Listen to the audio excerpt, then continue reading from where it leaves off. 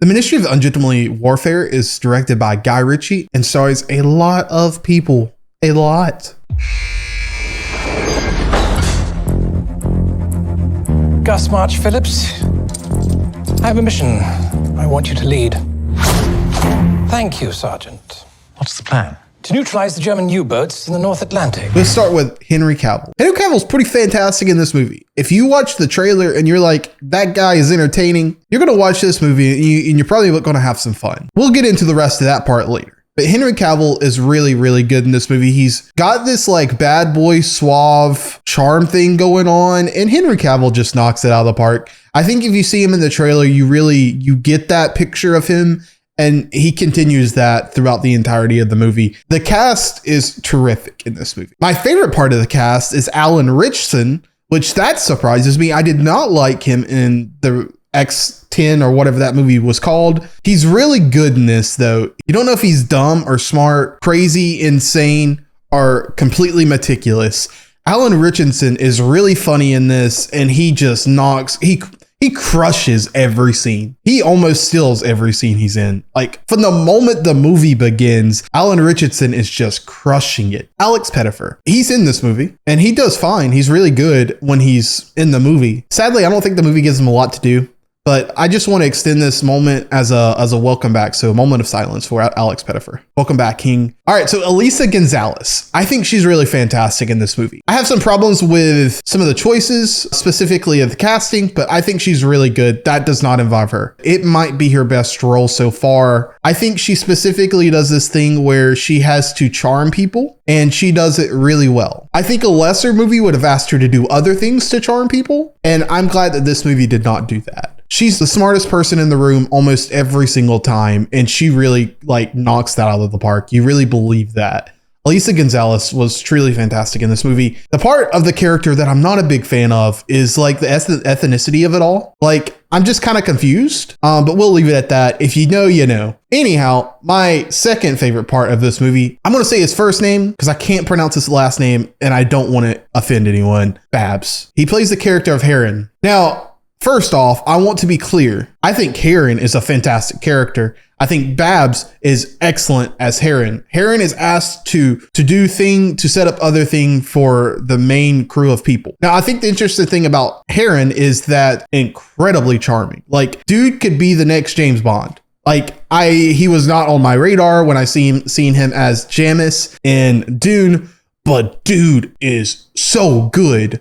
Like, I kept asking myself, who is this guy? I recognize his face. And then I found out he was in Dune. And I'm flustered because dude is fantastic. Like, he just charms the heck out of you. And I just wish the movie had more of him. And he's in the movie quite a bit, but like at the same time, he's in the movie with other characters. And I think some of those other characters take the limelight from him. Though when he's in the scene and he's actually given something to do, he demands that attention right back. Babs is truly fantastic in this movie. Cary Elwes. I don't think he's bad. I just don't think the movie gives him anything to do. And that's kind of sad, right? Like, I think part of the problem with this movie is the cast is just too massive. There's another character I'm about to mention that I did not even realize was in the movie. Henry Golding. And he's shown on screen quite a bit. He disappears. I didn't realize he was in the movie. I don't recall the trailer's marketing that he was in this movie, but I had no idea until after the movie took place, after I was in my car and we were looking at the cast list, that Henry Golding was in this movie. So take that with a grain of salt. So let's talk about Guy Ritchie in the movie of it all. I think the thing with Guy Ritchie, the thing that I like about Guy Ritchie specifically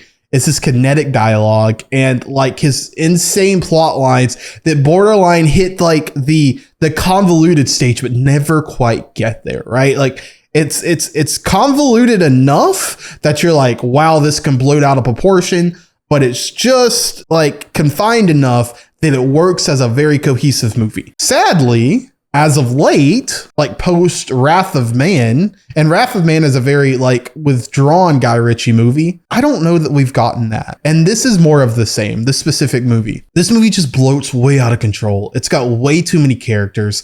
And though it's fun and it's interesting and you have a great time watching it, it's not going to be something you remember any 5 minutes after the movie because there's so much going on. And he directs the heck out of this movie. There's some really cool scenes in this movie.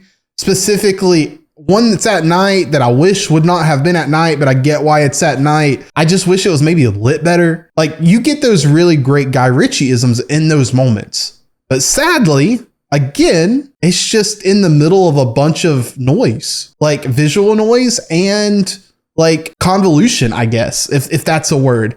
Like, everything surrounding it is just feels so incredibly bloated to the point like the movie's just going to explode. And it's all packed in less than 2 hours, which I'm happy to have a less than 2 hour film. Thank God for 2024 and movies under 2 hours. But I feel like this movie had a lot more than it needed to have. And there's a movie that came out earlier this year that everyone hated. And I'm going to let you infer what that movie might be that felt really bloated, kind of had the same like tone. If we're going to talk about that one being bloated and having issues, then you can't have the pot calling the kettle black, can you? I say that to say this. This movie, I do think is better than that movie, but it's by a thin margin. And I think this movie is really elevated by the cast. And Guy Ritchie directs the cast really well. He knows these characters really well. The cast knows these characters really well. But when it's resting on the backs of a cast and the movie surrounding it isn't particularly...